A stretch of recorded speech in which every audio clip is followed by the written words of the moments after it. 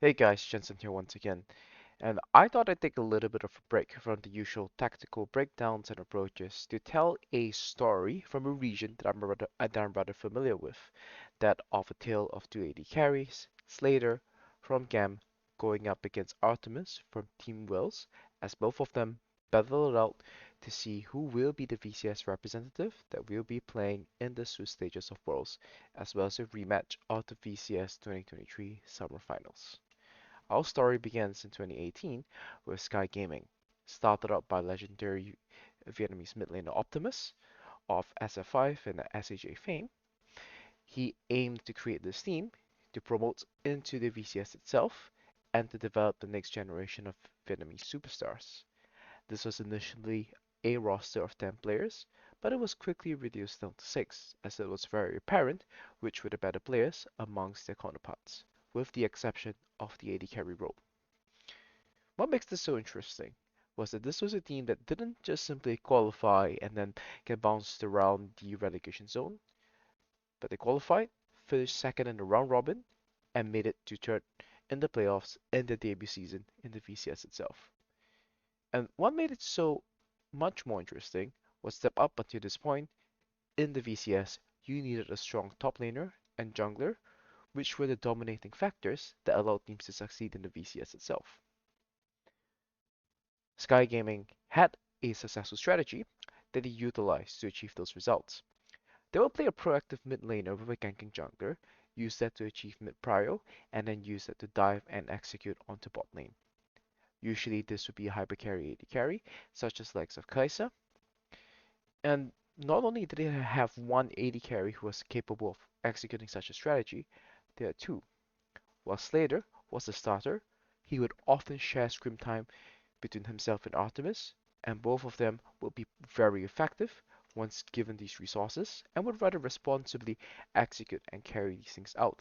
enabling Sky Gaming to reach and achieve the results that he had in the spring split of 2019. Moving to the summer split, Sky Gaming was acquired by Team Flash, and Team Flash retooled around what was a little bit of a hodgepodge group of rookies around the core of mid and AD carry. They boasted a squad of a bunch of veterans, and then proceeded to finish third in 2019 summer. Not a particularly big improvement,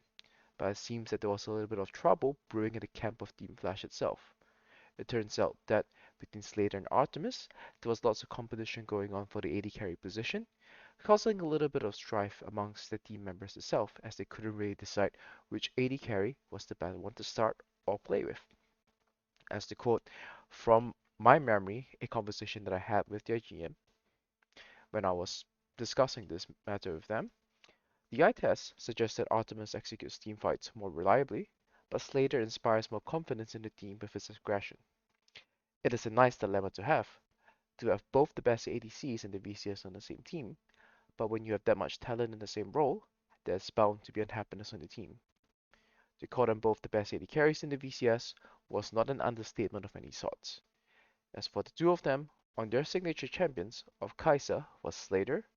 and Xayah for Artemis. Slayder would then go on to play 80 games of Kai'Sa, win 53.8%, and Artemis would have 53 games on Xayah and win 64.2% of those. And between the two of them, Slayder would pick up 40 MVPs and Artemis would pick up 35 MVPs. Clearly, between the two of them, a decision had to be made,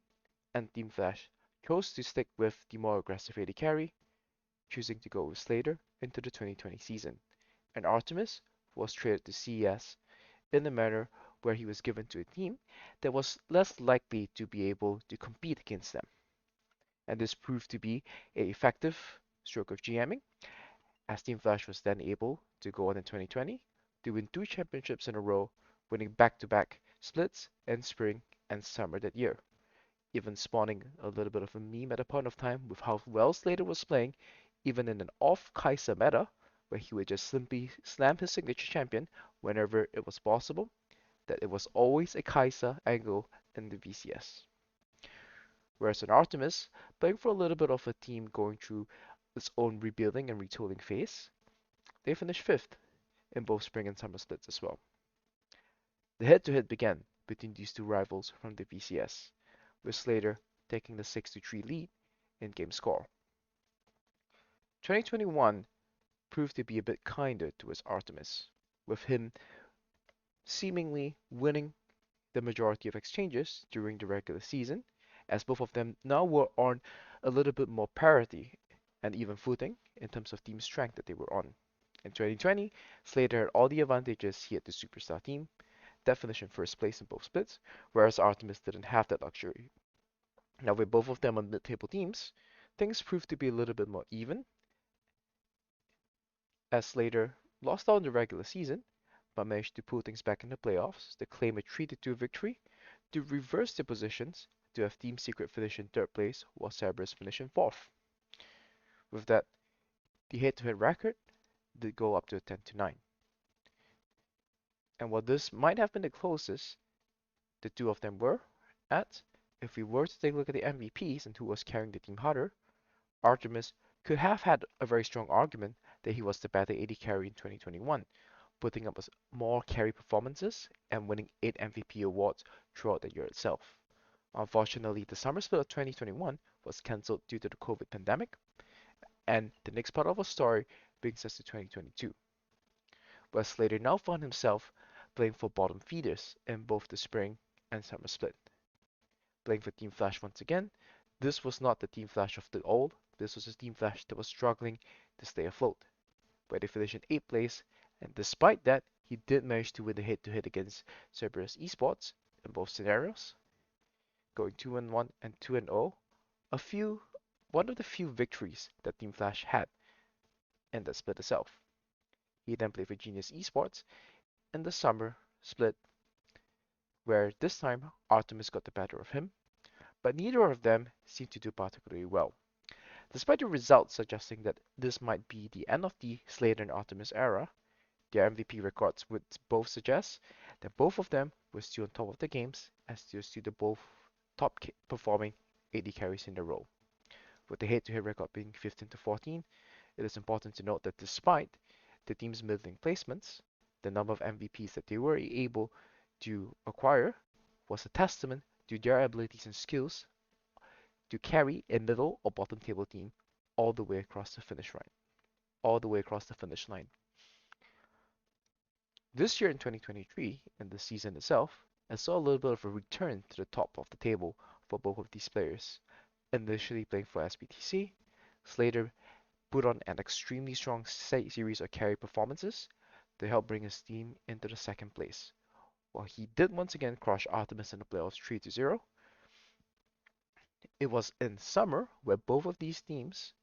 went on to different teams, and Slayder was able to win the championship with GAM, and Artemis found the second place with Team Wells.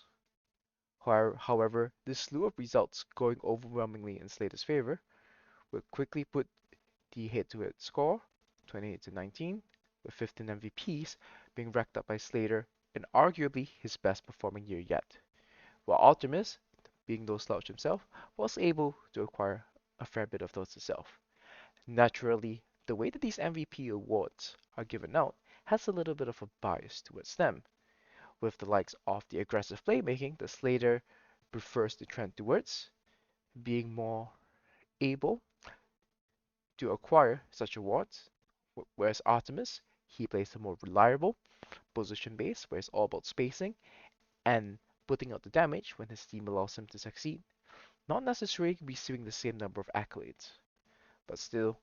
the characteristics of these two players is once again best represented by the likes of Kaisa and Zaya, which I do hope will be the headlining matchup in the AD carry position, as both of them face off to determine